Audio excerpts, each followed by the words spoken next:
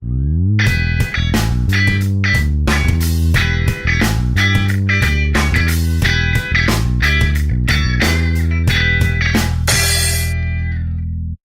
estruturas, elas têm um comportamento diferente em função da profundidade que nós estamos tratando na crosta.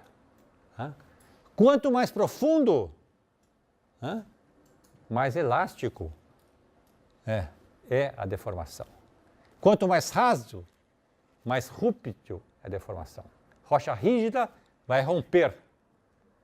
Rocha que tem um comportamento plástico vai se deformar de maneira plástica.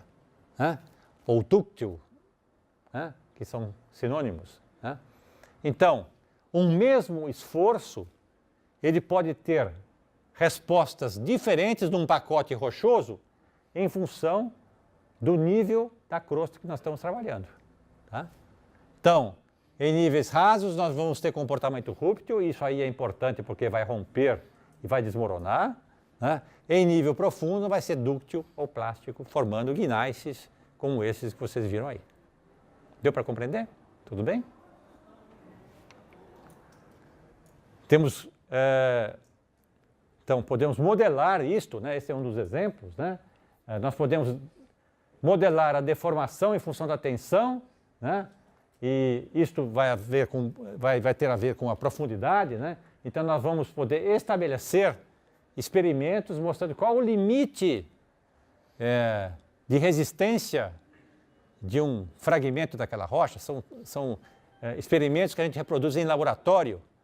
A gente pode reproduzir até como vai acontecer a ruptura. São ensaios de laboratório. O IPT faz muito isto. Então, quais são então os fatores que afetam a deformação nas rochas? Claro, a intensidade da tensão, temperatura, portanto tem a ver com profundidade, o tempo de atuação, e finalmente a composição da rocha. Nós temos rochas mais resistentes que vão agir de uma forma, rochas menos resistentes vão agir de outra forma.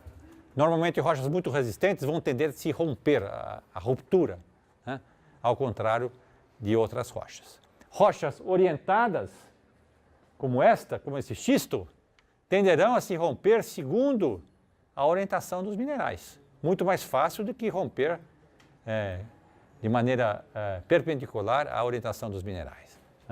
Uma rocha ígnea como esta, homogênea, ela terá uma resistência, vamos dizer assim, em todas as suas faces, de maneira idêntica.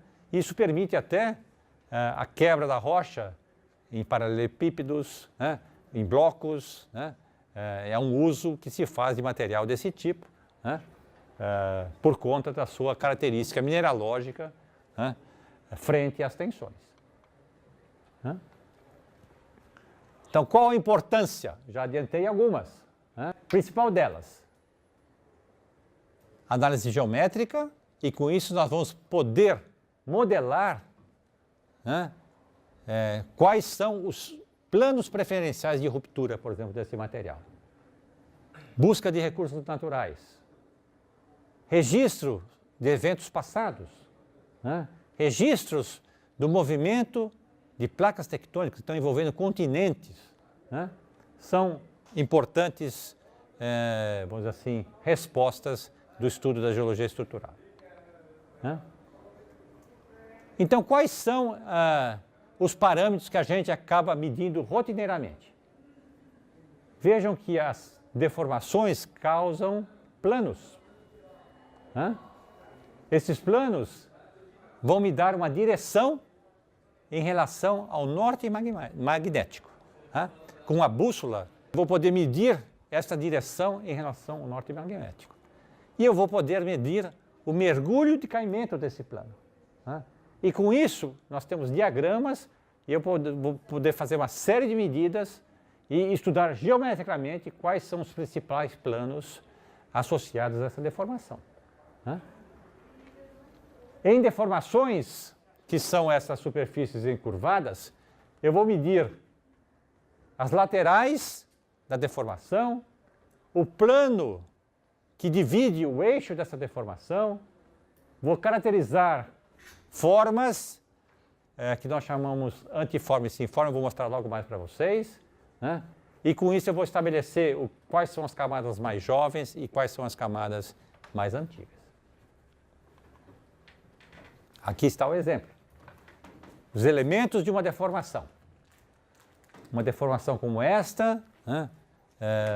Nós teremos aqui um eixo que separa um flanco da dobra do outro flanco da dobra. Um flanco da dobra, um outro flanco da dobra em relação ao eixo. Né? Nesse pacote de rochas, né, o mais antigo, apesar de deformado, está abaixo. O mais jovem está acima. Né? Vejam que numa deformação, então, o amarelinho, o cinza são as camadas mais jovens e a camada mais profunda é a camada mais antiga. Né?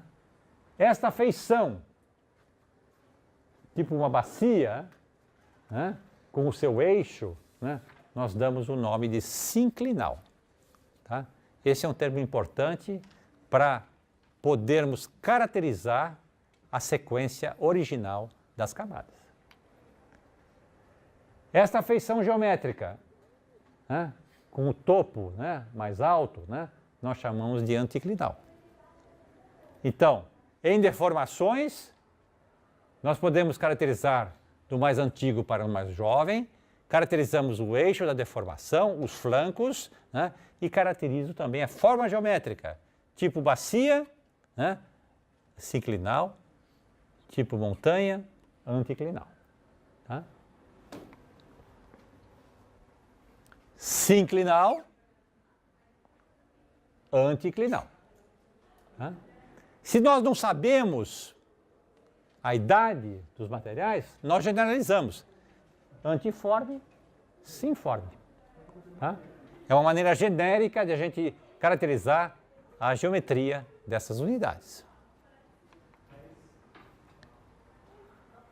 Este tipo de análise geométrica vai ter uma consequência quando nós estamos diante de superfícies que sofreram erosão.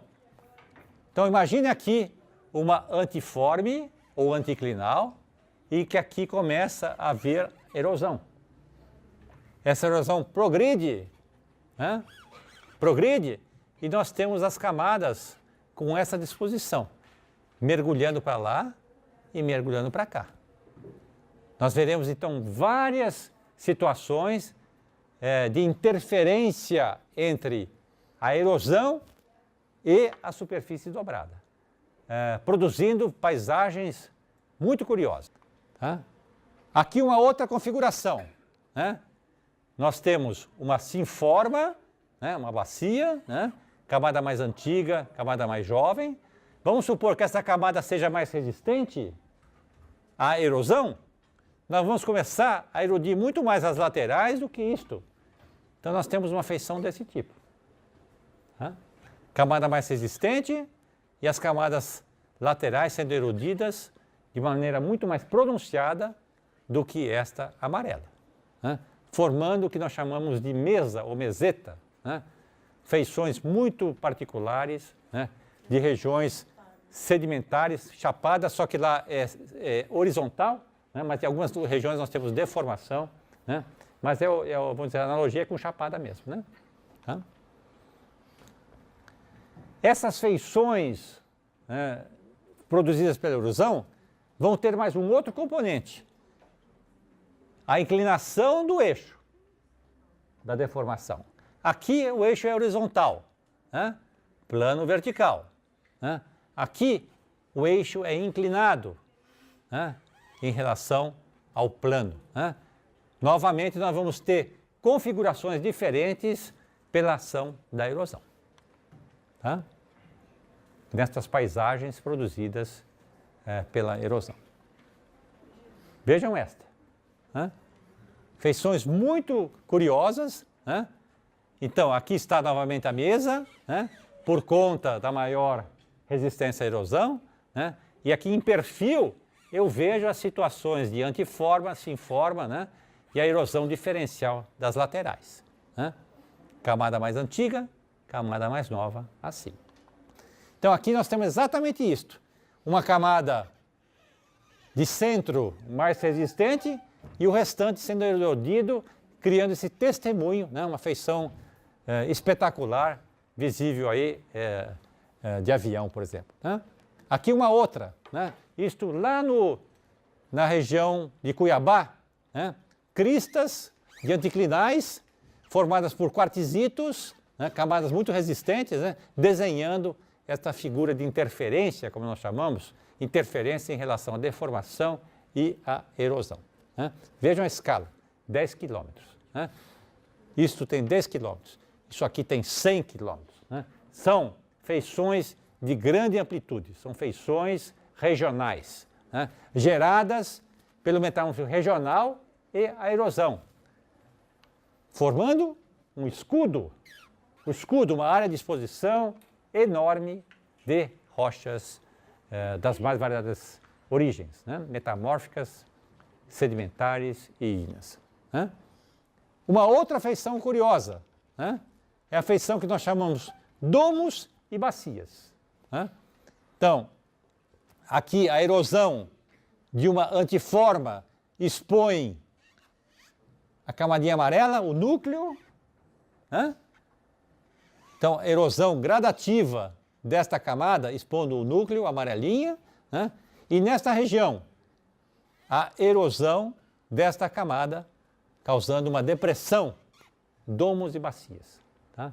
São feições que a gente pode perseguir. E isso é muito curioso, porque quando nós encontramos feições desse tipo, né, nós podemos assumir qual é o estilo da deformação abaixo. Quando nós encontramos algo desse tipo, nós podemos assumir o tipo de deformação e o tipo de rochas, a resistência das rochas à erosão, né, em função de um exame muito rápido de fotos aéreas, de imagens de satélite. Né? E ao sabermos que em profundidade nós temos essas feições, eu posso inferir que aqui pode ter petróleo, aqui pode ter outros bens minerais. Então é uma forma complementar de investigar as profundezas da Terra. Bom, deformações coesivas, ambiente profundo da crosta, deformando as rochas. Em ambiente mais raso, nós vamos ter ruptura sem movimento, com movimento. Diferença, denominação junta ou fratura, falhas. Né? São as duas feições associadas ao fraturamento. Né? Aí está uma superfície de ruptura, né, das camadas. Né? Nós podemos também medir a direção e mergulho dessas fraturas, são planos. Né? E eu posso, então, também ter as situações de deslocamento, então a crosta se movimenta. Né? Um movimento desse tipo, que um bloco se abate, só pode ser formado se eu tenho um movimento de tração. Deformação eu tenho compressão, né? Tensão. No caso de falhas eu tenho tração. E tendo tração, um bloco se movimenta. Se movimenta e eu vou trabalhar com esse plano de deslocamento, vou medir o seu mergulho, vou medir essa distância entre dois pontos que antes estavam unidos, nós chamamos isto de rejeito. Né? Novamente, isso é muito importante, porque se eu determino o rejeito entre esta camada, ou melhor, esta camada cinza e esta camada, e se ela tem um bem mineral que me interessa, eu posso perseguir esse bem mineral medindo essa distância na camada adjacente. Então, há implicações óbvias sobre isto. Né? Aqui nós temos uma outra situação, que este bloco se desloca em relação a esse de maneira lateral. Né? Isso é algo muito interessante, porque aqui criam-se tensões enormes, e esta região, então, é sítio de terremotos. Né? Esta é uma situação particular que a situação da falha de San Andreas, na Califórnia, né, que é um limite de placas, aqui se acumulam tensões e periodicamente nós temos terremotos, né? Então há uma implicação para a sociedade nesse caso, né? Tensões tão grandes que o metamorfismo aqui é dinâmico, né? Rochas cisalhadas, quebradas, né? Típicas desse tipo de falhamento, né? Então, quando um bloco se abate em relação ao outro, nós chamamos de falha normal, né? Ou eventualmente quando um bloco sobe sobre o outro, veja que a camadinha amarela subiu, né? Nós temos uma falha de empurrão, ou aqui, como nós chamamos, falha inversa, quando o mergulho é muito alto, né, em relação a este. Então, nós podemos classificar o tipo de estrutura presente, né, e com isso fazer uma série de interpretações sobre o assunto. Para que a gente possa estabelecer esse movimento, nós vamos seguir o que nós chamamos camada guia. É uma camada qualquer que tem uma característica própria, a sua cor, a sua mineralogia, os seus fósseis. Então esta camada aqui, ela se deslocou para cá, né? E com isso eu posso medir qual a distância entre os dois pontos anteriormente unidos, né? É a forma que nós caracterizamos uma falha. Normalmente a falha está associada com uma série de outros sistemas laterais, né? Não é uma única plano, são vários planos que se deslocam, não exatamente sincronicamente, mas estão associados a um grande processo de deformação, né? Então a falha inversa aqui está, né? E a gente pode também, além de caracterizar as falhas, buscar os elementos que indicam, que evidenciam um processo de ruptura. Justaposição de camadas lado a lado de idades diferentes, rochas moídas e trituradas, né? Esta camada guia que eu comentei com vocês. Então, as rochas geradas pelo metamorfismo dinâmico são muito heterogêneas, com fragmentos dos mais variados tamanhos, em vez de arredondados, quebrados, cisalhados, né? Muito diferente do que vocês viram no último afloramento, que vocês viam clastos, seixos arredondados numa matriz, como se fosse um conglomerado. Aqui os fragmentos são dos mais variados tamanhos e quebrados, angulosos, né? Mostrando que se trata de material gerado por esse atrito de cisalhamento, né? Falhas transcorrentes já comentei com vocês, né? Que é esse tipo aqui, né? Deslocando então em grande amplitude de terrenos, criando terremotos, né? E criando até vales alongados, né? Captura de rios, né? Ao longo desse vale, numa zona linear, né? Com vários represamentos, lagos alinhados, né? É uma evidência de que se trata de uma zona com falhas transcorrentes, né? Aqui está o caso clássico da falha de San Andreas, né? Criando então feições retilíneas, né? E aqui vocês veem até na própria vegetação, na própria plantação, vocês veem aqui um deslocamento de um terremoto recente, né? Falhas normais, como é o caso da Cidade Alta, Cidade Baixa de Salvador, né? E aqui o caso do sudeste do Brasil, né? Espetacular pela sua dimensão, pelo seu gigantismo, né? Serra do Mar, um bloco soerguido, Serra da Mantiqueira, outro bloco soerguido, e a região do Vale, representando um bloco abatido, onde está encaixado o Rio Paraíba do Sul, né?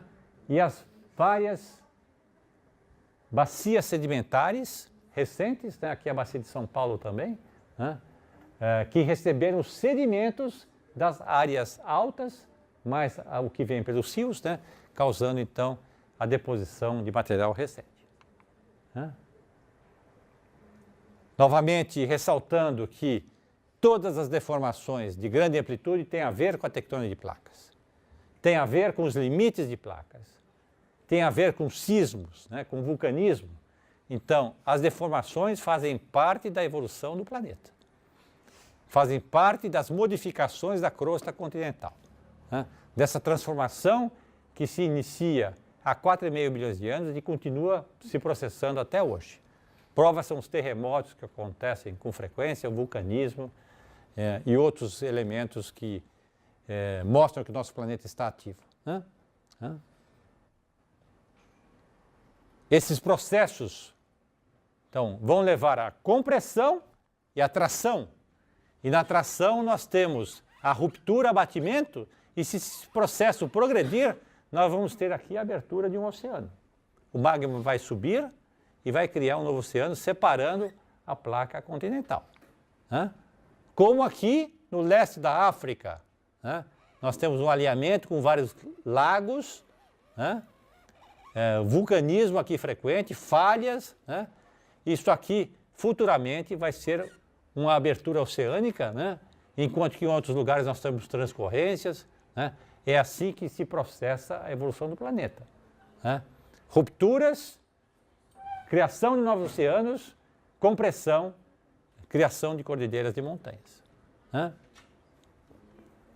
Então, limites de placas convergentes, limites de placas divergentes vão estar diretamente associados com a formação de estruturas, sejam estruturas de tração, sejam estruturas de compressão, associando-se então vamos dizer, a modificação da crosta e que são estudadas pela geologia estrutural.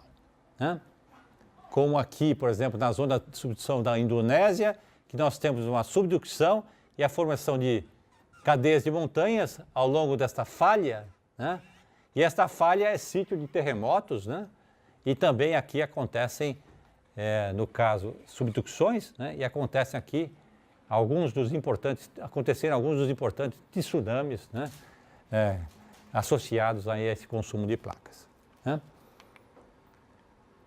Eu queria apenas finalizar com esta feição, mostrando que a cordilheira, a extensão da cordilheira do Himalaia, que é uma zona compressiva, responde também por grandes estruturas deformacionais de compressão, enquanto que aqui nós temos o metamorfismo dinâmico no Mar Morto, gerando aqui zonas de cisalhamento, inclusive gerando o desaparecimento em curto espaço de tempo do Mar Morto, e aqui nós estamos tendo uma abertura do Mar Vermelho, que se associa aqui também à abertura do leste africano. Então, aqui nós estamos tendo abertura, aqui no Golfo de Aden, abertura, aqui abertura e aqui transcorrência, cisalhamento.